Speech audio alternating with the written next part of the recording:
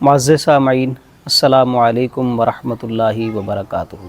आज का जो हमारा मौजू है वो बड़ा ही अहम और ख़ूबसूरत मौजू है, और वो है रबीउल अव्वल के हवाले से। माह नूर रबीउल अव्वल की आमद है, और ये वो मुबारक महीना है कि जिसमें मेरे और आपके आका मौला हुज़ूर ख़त्मुल मरतबत सल्लल्लाहु ताला अलैहि वसल्लम इस दुनिया पे जलवागर हुए।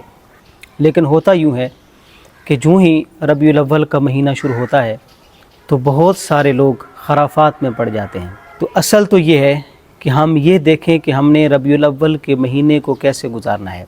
रबीउल अव्वल के महीने को हमेशा शरीयत इस्लामिया के कवानीन के तहत गुजारिए। आइए आज हम ये देखते हैं कि कौन से ऐसे काम हैं कि जो हमें रबीउल अव्वल में करने चाहिए। सबसे पहली बात तो ये कि जो ही रबीउल अव्वल का महीना आए तो आप ये नीयत करें कि आइंदा के बाद मैं पूरी ज़िंदगी में कभी नमाज़ नहीं छोड़ूंगा। ये नीयत कीजिए, अगर आप नमाज़ पढ़ते हैं तो ये नीयत कर लीजिए कि आइंदा के बाद मैं नमाज को खुशू व खुजू के साथ पढ़ूंगा। देखिए, हम हुज़ूर अलैहिस्सलाम से मोहब्बत करते हैं, और बंदा जिससे मोहब्बत करता है तो उसके फ़रामीन के ऊपर, उसकी बताई हुई बातों के ऊपर अमल भी करता है। और आका करीम अलैहिस्सलाम ने ये इरशाद फरमाया कि सुन लो, नमाज मेरी आँखों की ठंडक है।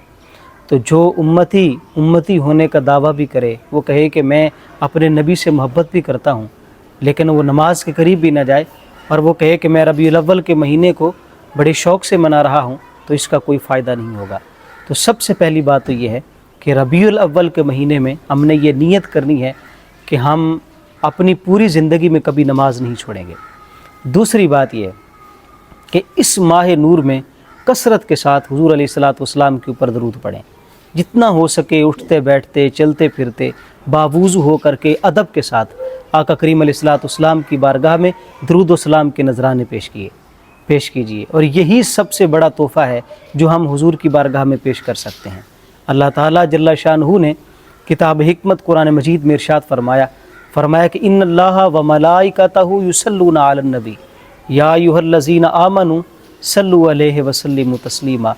बेशक अल्लाह भी और उसके फ़रिश्ते भी नबी सल्लल्लाहु ताला अलैहि वसल्लम पर दरूद भेजते हैं, तो और ए ईमान वालों, तुम भी नबी करीम सल्लल्लाहु ताला अलैहि वसल्लम पर दरूद भेजो और उनके ऊपर सलाम भेजो। तो अल्लाह ने हमें हुक्म दिया है कि हम उसके महबूब के ऊपर दरूद पढ़ें, और महबूब अलैहिस्सलाम पर जो दरूद पाक पढ़ना है, इसकी तो बड़ी फजीलत बयान की गई। आका करीम अलैहिस्सलाम ने फरमाया कि जो शख्स मेरे ऊपर एक मरतबा दरूद पढ़ता है तो फरमाया अल्लाह उसके ऊपर 10 रहमतों का नुज़ूल फरमाता है। और एक रवायत में फरमाया जो शख्स मेरे ऊपर 50 मरतबा दरूद पढ़ता है तो फरमाया क़यामत के दिन मैं उसके साथ ख़ुद मुसाफ़ा करूँगा। और एक रवायत में फरमाया जो शख्स 100 मरतबा मेरे ऊपर दरूद पढ़ता है तो फरमाया उसकी 2 आँखों के दरमियान लिख दिया जाता है कि ये शख्स नफाक से और जहन्नम से आज़ाद कर दिया गया है। तो कसरत के साथ हमने रबीउल अव्वल के महीने में आका करीम अलैहिस्सलाम के ऊपर दरूद पढ़ना है।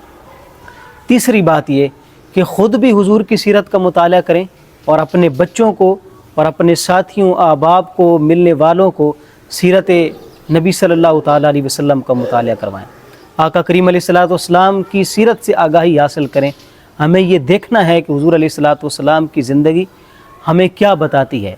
आका करीम अलैहिस्सलाम कैसे अपने दुश्मनों को माफ़ फरमाते थे, हुज़ूर अलैहिस्सलाम कैसे लोगों के साथ मामलात फरमाया करते थे, अपने घर वालों से हुज़ूर के कैसे मामलात थे।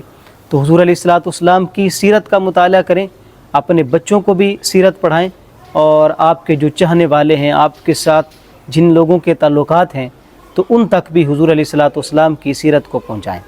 चौथी बात ये कि अगर हम रबीउल अव्वल को मनाना चाहते हैं एक ख़ूबसूरत अंदाज़ के साथ, तो फिर हमें हुज़ूर अलैहिस्सलाम की उम्मत से मोहब्बत करना होगी। बुज़ुर्ग फरमाते हैं कि जो शख्स ये चाहता है कि उसे हुज़ूर अलैहिस्सलाम की मोहब्बत नसीब हो, तो फिर वो हुज़ूर अलैहिस्सलाम की उम्मत से मोहब्बत करे। तो हमें आका करीम अलैहिस्सलाम की उम्मत की खैरखाही के लिए काम करना होगा। हमें आका करीम अलैहिस्सलाम की उम्मत से मोहब्बत करनी होगी।